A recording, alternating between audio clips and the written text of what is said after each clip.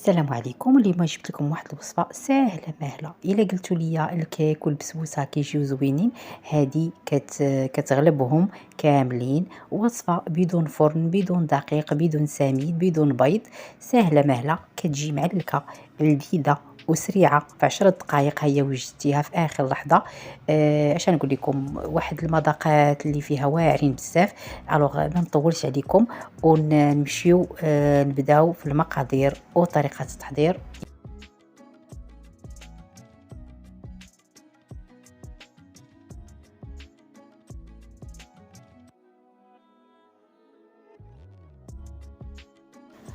بداية كي قلت لكم ما فيها لا سميد لا دقيق لا والو. العنصر الأول اللي هو البسكوي. عندي هنا 400 غرام ديال البسكوي اللي غادي نطحنهم بهذا الشكل هذا. كنديروهم في الهاشوار حتى كنطحنوهم.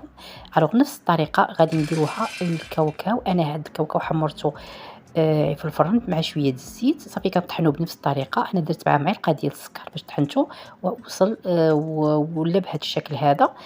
كنطحنو كيبقى هكا مهرمش. من بعد غادي نشدو هاد البسكوي اللي درنا، غادي نضيفو عليه هذاك الكاوكاو اللي طحنا بهذا الشكل هذا، وتنخلطو مزيان هذوك البسكوي مع الكاوكاو حتى كيندمجوا لينا بهذا الشكل هذا. كنتمنى الوصفه تجربوها، كتجي زوينه بزاف وسهله، و10 دقائق هي موجوده، وكتغيري شويه من الروتين ديال الكيك والبسبوسه. كيف كتشوفوا من بعد ما كنخلطوا مزيان بهذا الشكل هذا، غادي ندير واحد الاضافات. هنا عندي هنا الزبده 150 غرام ديال الزبده. هنا الزبده درت 100 ديال الزبده و50 مليلتر و50 ديال الزيت. الزيت تكون نباتيه. من بعد هنا ضفت هنايا الحليب هنا كيكون سخون. هنايا تقريبا عندي واحد 100 مليلتر ديال الحليب اللي هو سخون.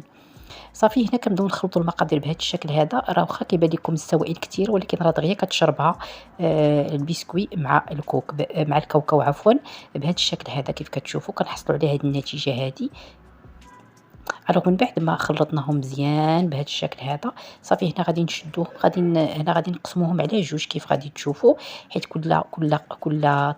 حيت غادي ندير جوج طبقات. كل طبقه غادي نضيف لها واحد الاضافات اللي غادي تشوفوا دابا. غادي نقسموهم بشكل متساوي بهذا الشكل هذا. من بعد الاضافات اللي غادي نديرو، هنا غادي نديرو الكوك. هنا عندي 2 معالق كبار ديال الكوك اللي غادي نضيفها على الخليط الاول، والخليط الثاني غادي نضيف عليه هنا الكاكاو الحلو اللي كنديرو مع الحليب، ماشي المر الحلو. كنعاودها كنركز عليها. وكنضيفو هنايا الشوكولا اتارتيني اللي كنديروه ديال الدهن. هنا كندير واحد المعلقه كبيره ديال هاد الشوكولا ديال الدهن. صافي هنا من بعد ما كنديرهم، هنا غادي نخلطهم مزيان حتى كيندمج لينا الكوك مع الخليط الاول والشوكولاط مع الخليط الثاني. غادي نحصلوا على هذه النتيجه كيف كتشوفوا. هنا كيف كتشوفوا خلطتهم مزيان بهذا الشكل هذا. صافي من بعد هنا ما خلطناهم، هنا غادي نحطوهم وغادي نصوبهم في القالب اللي غادي نقدموا فيه الوصفه ديالنا. كيف كتشوفوا انا غادي ندير في الطبقه الاولى غادي ندير ديال الشوكولاط، وعاد غنضيف الطبقه الثانيه، حيت من بعد غادي نزينهم بالشوكولاط باش يبانوا الطبقات مختلفين.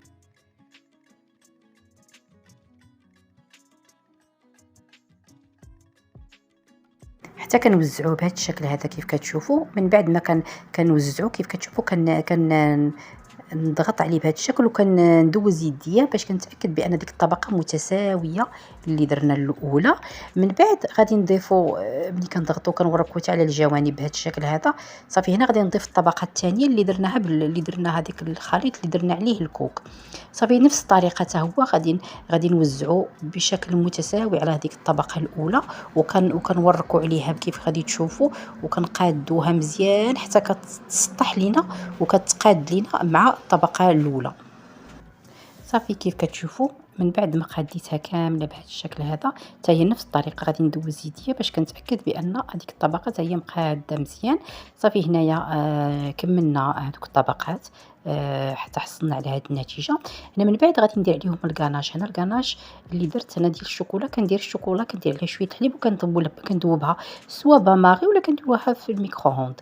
صافي وكنيطاليو عليها الوجه وكنغطيوه بهذا الشكل هذا. كنغطيو هذيك التحليه ديالنا بهذا الشكل هذا. صافي اخر اضافه كندير هنايا هاد الحبيبات ديال لي بونبون ديال الشوكولا كنزين بهم. هنا كتقدروا ديروا يا اما رقائق ديال اللوز، ولا ديروا الكونكاسي ديال اللوز، ولا ديال ولا ديال الكاوكاو اللي متوفر كنديروه. فوالا هذه هي النتيجه الاخيره ديال التحليه ديالنا. كنتمنى تجربوها، راه يعني كي قلت لكم في البدايه راه احسن من الكيك والبسبوسه، لا في المذاق لا في الشكل لا في النكهات. كنتمنى تجربوها وتعجبكم الوصفه. وبطبيعه الحال ما تنسوناش الا وصلتوا معنا حتى لهنايا في لي بارطاج والتعليق ديالكم الزوينه والمحفزه. وشكرا بزاف الناس الجدد والناس اللي قدام معايا على القناه، ومرحبا بكم والف مرحبا.